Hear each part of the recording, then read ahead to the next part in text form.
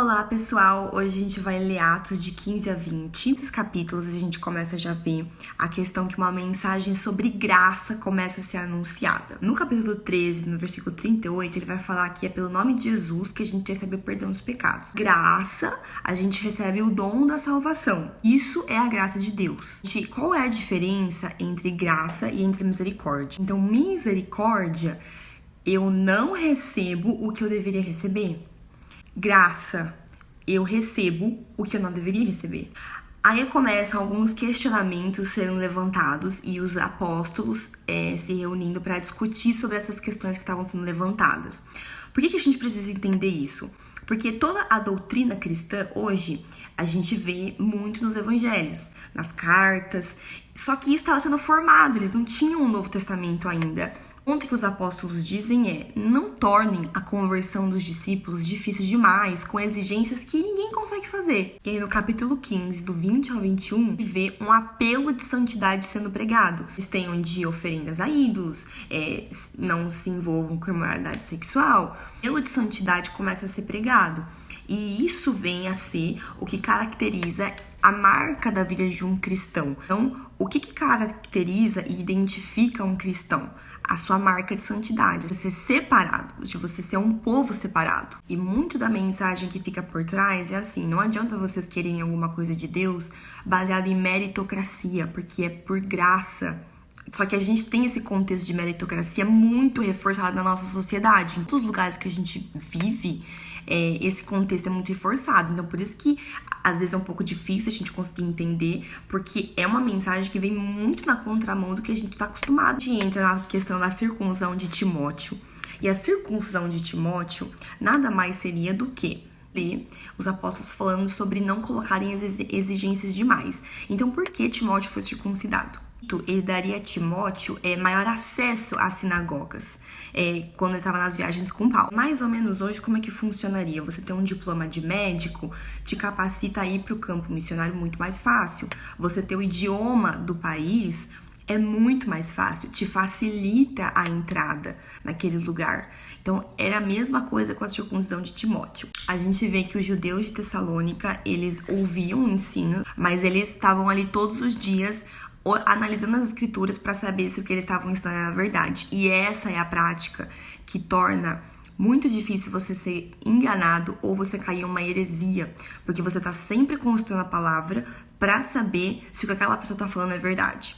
A gente vê um altar para um Deus desconhecido sendo mencionado. Então, a cultura, a mitologia grega acreditava em muitos deuses. Então, a gente vê que o problema deles nunca foi acreditar, nunca foi ter fé, mas foi dificuldade de acreditar que existia só um único Deus. Esse altar nada mais era do que eles terem esquecido de algum Deus. Então, por isso que esse altar é para o Deus desconhecido. Uma questão muito importante que a gente vê Paulo é a questão dele saber falar a língua das pessoas. Para essas pessoas que Paulo estava falando na Grécia, qual era o ponto de conexão que Paulo ia usar para conseguir se conectar com essas pessoas?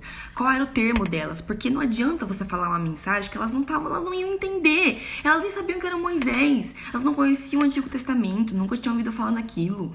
Então, qual que era a língua daquelas pessoas? Era a intelectualidade, era a filosofia. Esse era o mundo delas, elas respiravam aquilo. Então, se Paulo não achasse uma brecha onde ele conseguisse entrar para falar do evangelho, elas não iam entender o que ele estava falando. Então, qual foi o ponto de conexão que Paulo achou para conseguir se conectar com essas pessoas? Qual foi o denominador em comum? O que ele conseguiu achar de brecha para conseguir se conectar e alcançar aquelas pessoas? E aí Paulo, ele faz uma citação grega. Ele cita 3 filósofos gregos: Epimênides, Leanto e Arato. Então, quando ele fala naquele versículo, somos descendência dele, nele nos movemos e existimos, são citações desses filósofos que estavam se referindo a Zeus. E Zeus era o pai da humanidade, segundo a mitologia grega. Depois a gente pula para uma parte onde a Bíblia diz que Paulo trabalhava.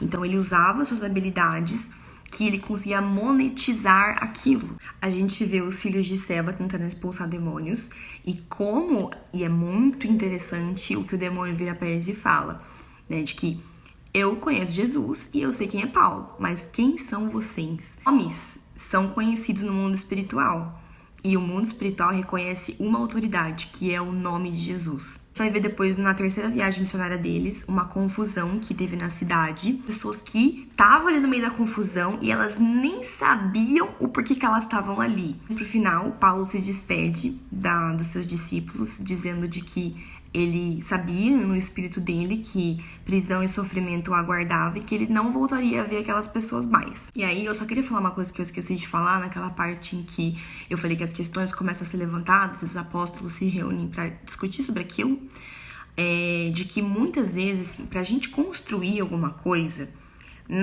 antes disso, é necessário desconstruir muita coisa, muita teologia errada. A gente conseguir ter esse entendimento de graça imerecida e viver nessa graça imerecida, primeiro a gente precisa desconstruir muito do nosso senso de justiça própria, porque uma coisa entra em conflito direto com a outra.